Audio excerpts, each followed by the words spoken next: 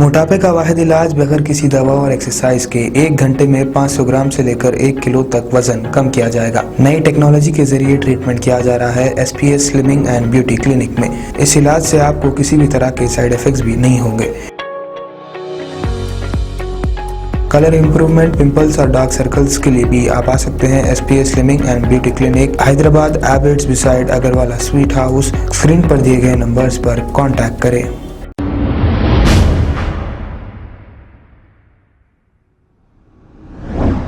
कल रात एक शरपसंद सरफराज नामी शख्स के फेसबुक पोस्ट को लेकर रेन बाजार पुलिस स्टेशन हदूद के मुकामी लोगों ने मिलकर पुलिस स्टेशन पहुंचकर एहतजाज किया और सरफराज पर एक मुकदमा दर्ज करवाया।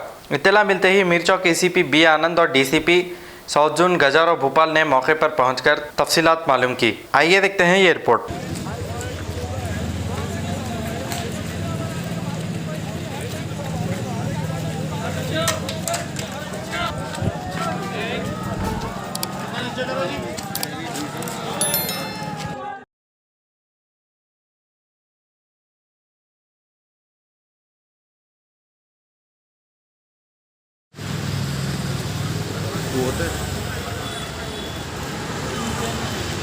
मैं अभी विजुअल्स ले रहा हूँ।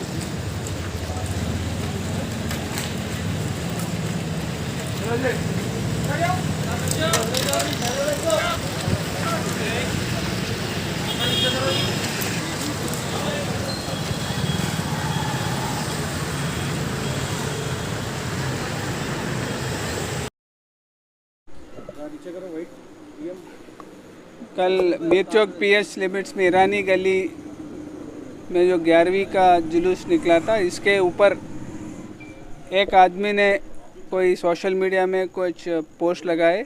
इसके खिलाफ कुछ लोग अभी पुलिस स्टेशन में कंप्लेंट देने के लिए आए। थोड़ी गैदरिंग भी, उनको समझाया, उस पर केस भी करवाया अभी।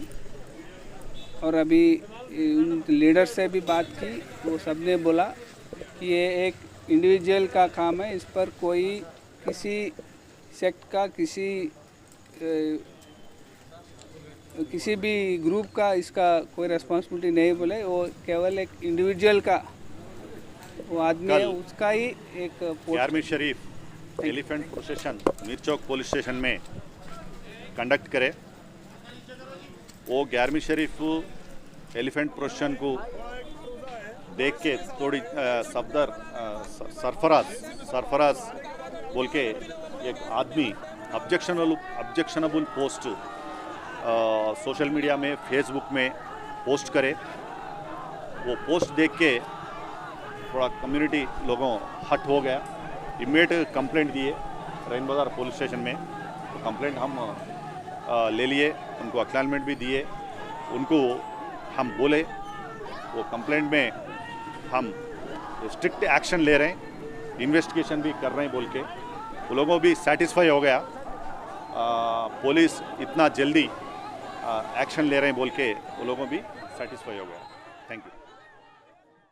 अस्सलाम वालेकुम नाजरीन, आपसे ये गुजारिश है, अगर अब तक आप हमारे चैनल को सब्सक्राइब नहीं करे हैं तो सबसे पहले सब्सक्राइब कर दीजिए, फिर इसके बाद बेल आइकन बटन को दबा दीजिए, तो आपको हमारी आने वाली हर वो अपडेट सबसे पहले आपको मिल जाएगी। और लाइक और शेयर करना ना भूलें।